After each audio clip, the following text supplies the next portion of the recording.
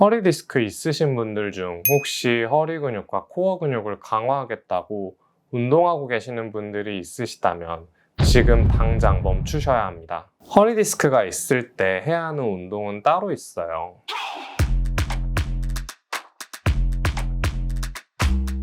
허리 디스크라고 부르는 질환의 정식 명칭은 요추 추간판 탈출증입니다. 나이가 들면서 자연스럽게 허리에 노화가 진행되어 발생하기도 하고요.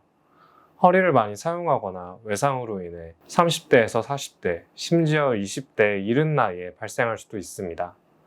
저 같은 경우는 웨이트를 하시다가 허리를 다치셔서 온 분들을 제일 많이 봤던 것 같아요. 안 좋은 자세를 오래도록 유지하거나 잘못된 방법으로 운동을 하는 분들, 또 일할 때 무거운 물건을 드시는 분들에게서 많이 나타납니다. 추간판 탈출증의 증상은 허리에서 시작되어 엉덩이, 다리로 이어지는 찌릿한 통증입니다. 마치 전기가 통하는 기분과 비슷한데요. 허리 통증 같은 경우는 그 부위에 발생한 염증 때문에 나타나고요. 다리로 이어지는 듯한 신경 통증은 디스크가 튀어나와 신경을 압박하기 때문에 발생합니다. 그래서 추간판 탈출증은 4단계로 나누는데 이 단계에 따라서 허리만 아픈 분들이 있고요.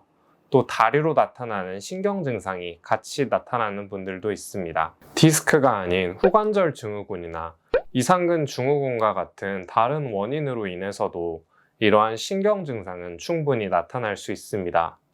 이런 질환들은 MRI 같은 영상검사와 또 이학적 검사를 통해 감별하게 됩니다.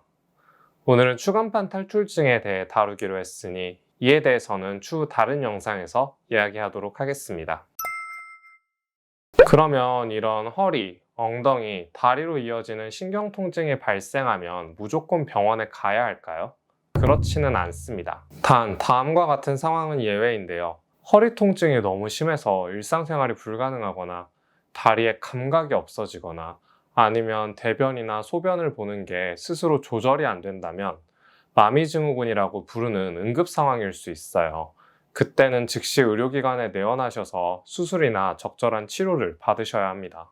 이러한 응급 상황일 경우 외에 나머지 추간판 탈출증은 시간이 지나면서 자연스럽게 호전됩니다.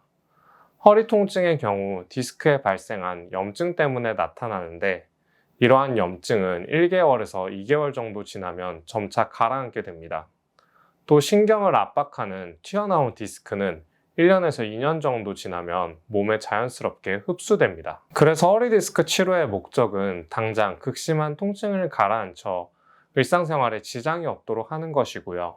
그리고 튀어나온 디스크가 몸에 흡수되는 기간을 줄여주어 더 빠르게 호전이 되게 만드는 것입니다. 제가 허리 디스크 환자분들께 꼭 드리는 말씀이 있는데 치료에만 의존하지 마시고 제가 알려드리는 생활 습관을 꼭 실천하라는 것입니다. 생활 습관을 알려드리기 전에 환자분들은 어떤 증상이 있을 때 뭔가 그동안 하지 않았던 어려운 운동이나 스트레칭 방법을 배워서 하는 게 더 좋다고 생각하시는 것 같아요. 그런데 그렇지 않습니다. 추간판 탈출증의 경우로 보면 허리 근육이나 코어 근육을 키우는 게 도움이 된다고 아시죠? 이런 운동이 허리에 도움이 되는 건 맞는데요. 이런 동작들은 허리의 전체적인 건강에 도움은 되지만 직접적으로 디스크를 낫게 하는 건 아닙니다. 그래서 추간판 탈출증이 없는 평상시에 하는 게 맞고요. 이미 디스크 증상이 나타났다면 치료를 하거나 다른 기초적인 생활 관리를 하는 것이 바람직합니다. 통증이 있을 때 무리하게 운동을 하면 증상을 오히려 악화시킬 수 있거든요. 허리 디스크 있으신 분들 중 혹시 허리 근육과 코어 근육을 강화하겠다고 운동하고 계시는 분들이 있으시다면 지금 당장 멈추셔야 합니다. 허리 디스크가 있을 때 해야 하는 운동은 따로 있어요. 그럼 집에서 추간판 탈출증을 어떻게 관리해야 하는지 말씀드리도록 할게요. 첫 번째, 휴식입니다. 일단 통증이 심할 때는 억지로 뭘 하려고 하지 마시고 가만히 누워서 쉬는 것이 디스크에 가장 좋습니다. 염증이 심해서 통증이 나타나는 것인데요.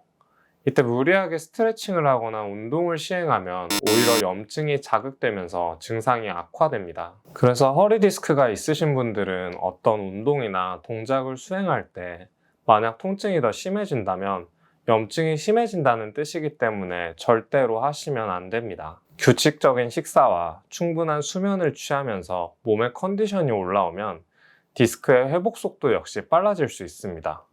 그렇기 때문에 기본적인 몸 컨디션 관리에 충실해 주세요. 두 번째, 바른 자세입니다. 허리를 구부리는 습관을 피해 주세요.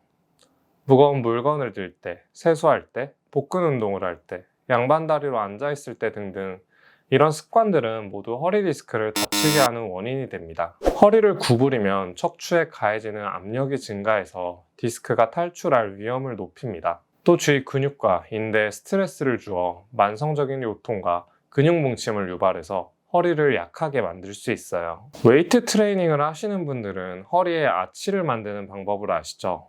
데드리프트, 스쿼트와 같은 복합 운동을 할 때 모두 이 허리에 아치를 만드는 게 중요한데요. 왜냐하면 허리에 아치를 만들면 디스크에 가해지는 부담이 줄어들게 되어 허리 부상을 예방할 수 있기 때문입니다. 이 아치를 만드는 자세를 일상생활에서도 실천해 주세요. 무거운 물건을 들 때, 세수를 할 때 허리의 아치를 유지한 상태로 고관절을 굽혀 주시면 됩니다.